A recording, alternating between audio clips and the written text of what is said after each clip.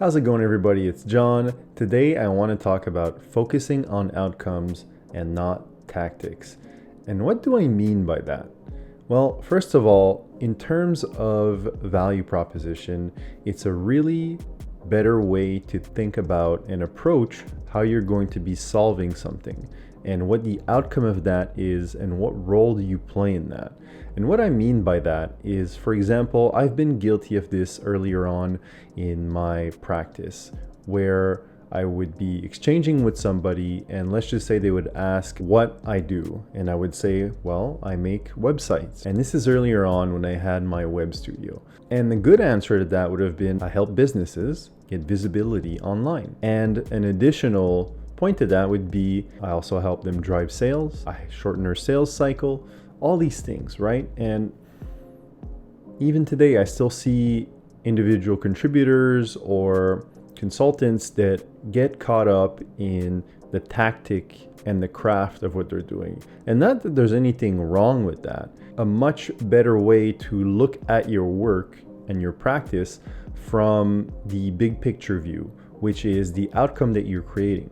Because even as product designers in a SaaS, your product is helping the customer do something in their job. And this is, if you read on Jobs to Be Done, there's some great content on that. There's an image I want to slip in from a reference to that I'm going to do right now.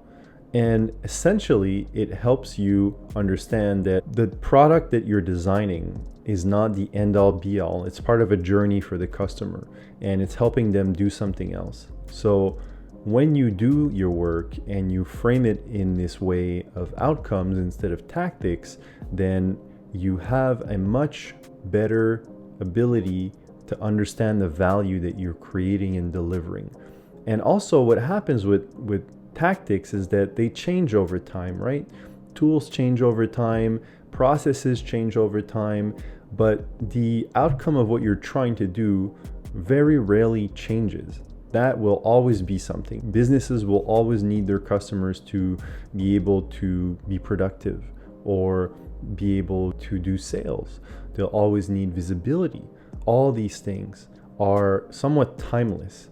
And what ends up happening, and I've seen, is people also get caught up in the tools that they use. They really identify with that, or processes, or all these things, and they really make it part of their identity as a professional.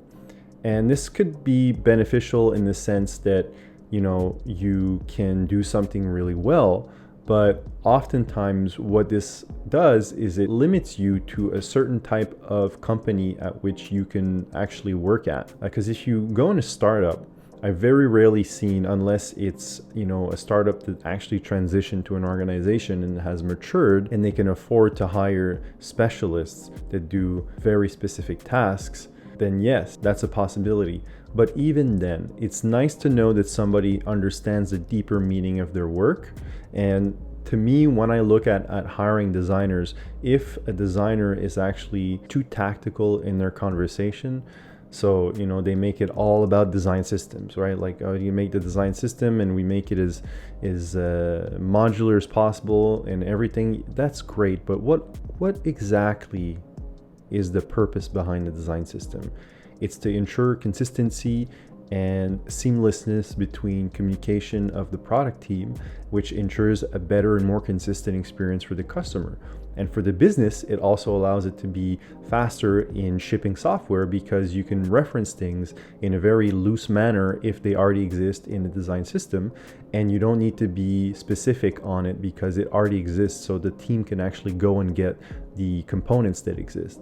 Right? So you can draw something on a napkin while you're having lunch, and as long as you're referencing existing components, a dev or a designer can actually pick that up and they know what you're talking about. So the increased speed and efficiency is there. And then ultimately what this impacts is the metrics for customer acquisition, customer retention, and overhead expenses for the business.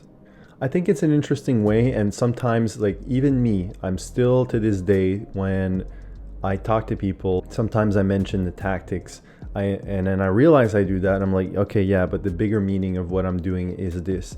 But some people might not be aware of this at all, and I wanted to make this video to kind of just highlight that. Be more aware when you're talking to somebody. You know, just go through it in your head. If somebody's asking what you do for a living, are you going to say that you do, for example, websites and products, or do you help customers get their work done faster? Or do you help businesses save expenses on XYZ, right? You really think about the outcome of your work and not the tactical aspect of it. And that's it for this one. If you found this valuable, please don't be shy to click that like button to give the YouTube algorithm a boost, and I'll catch you in the next one.